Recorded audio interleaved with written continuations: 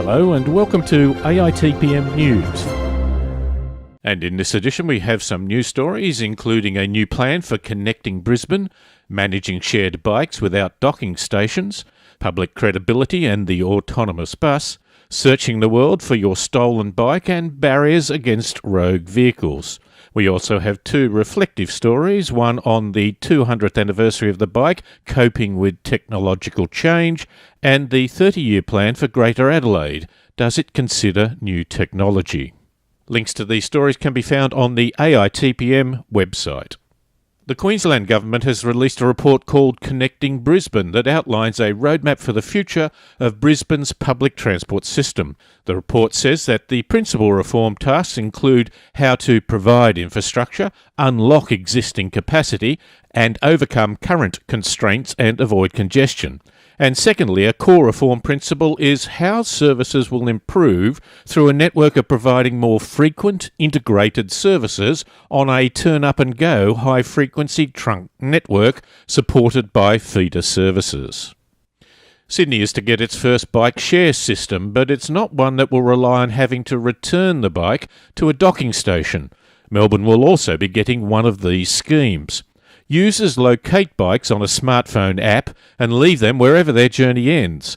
The bikes are locked and unlocked with a QR code or a combination generated by an app. There are issues to this approach.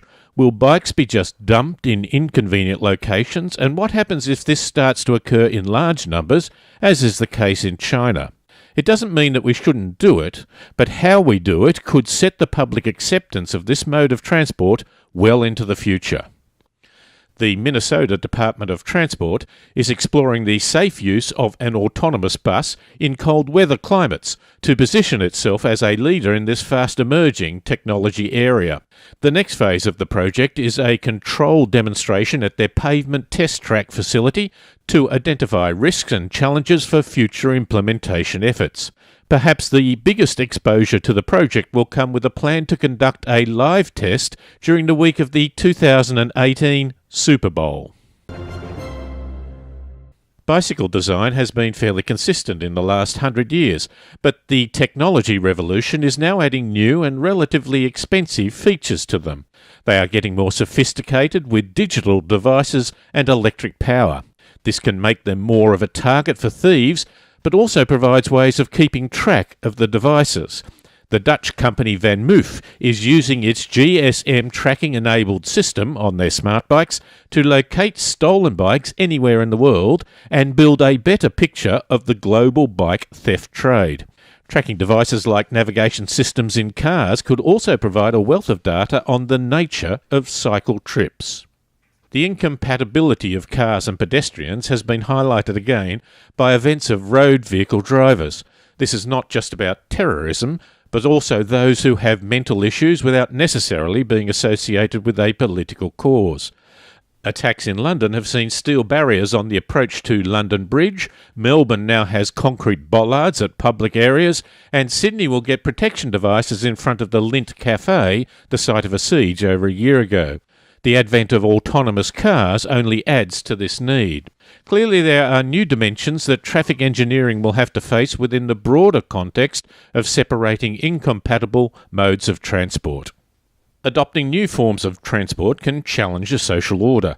We judge things on very specific, perceived problems at the time, usually of self-interest, that have little to do with how the transport will be used in the future. This is true of bicycles, certainly in America. 2017 is celebrated as the 200th anniversary of the invention of the bicycle, which was initially powered by pushing with your feet on the ground. The application of pedals in the early 1860s was a major step in the popularising of this mode of transport. But it disrupted the social order and so brought about criticism that reflected the prejudices of the times. The Atlantic City Lab online information service has been running a wide-ranging series of stories on cycling. At first, bikes in the US were for the rich, not surprisingly, when one would cost $150 at a time when the average worker earned just $12 a week. As an elite toy, the ruling classes were prepared to accept it, but the price soon came down. With cheaper prices, the working class now had a means of travel to places that they would not have visited before, including the haunts of the more well-to-do. In 1897, a Louisville doctor proclaimed that women should never ride bicycles. Cycling led to a social mix that some could not cope with. The same Louisville doctor was aghast to think that cycling was leading to people having conversations with other people they met on the road, rather than meeting through proper channels, one would assume. The Century magazine in 1894 reported that the bicycle is indeed the great leveller. It puts the poor man on a level with the rich, enabling him to sing the song of the open road as freely as a millionaire. Perhaps that's enough to justify its invention alone. The South Australian government has released an update of its 30-year plan for Adelaide.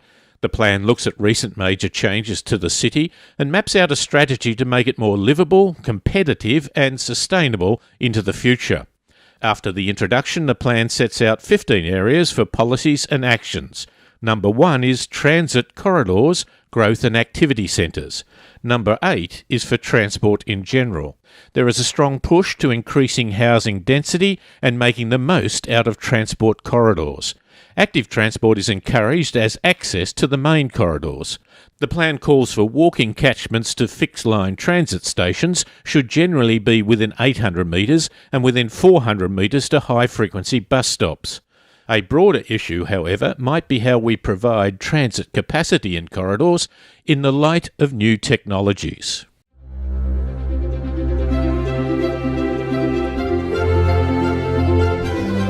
Hello and welcome to AITPM News.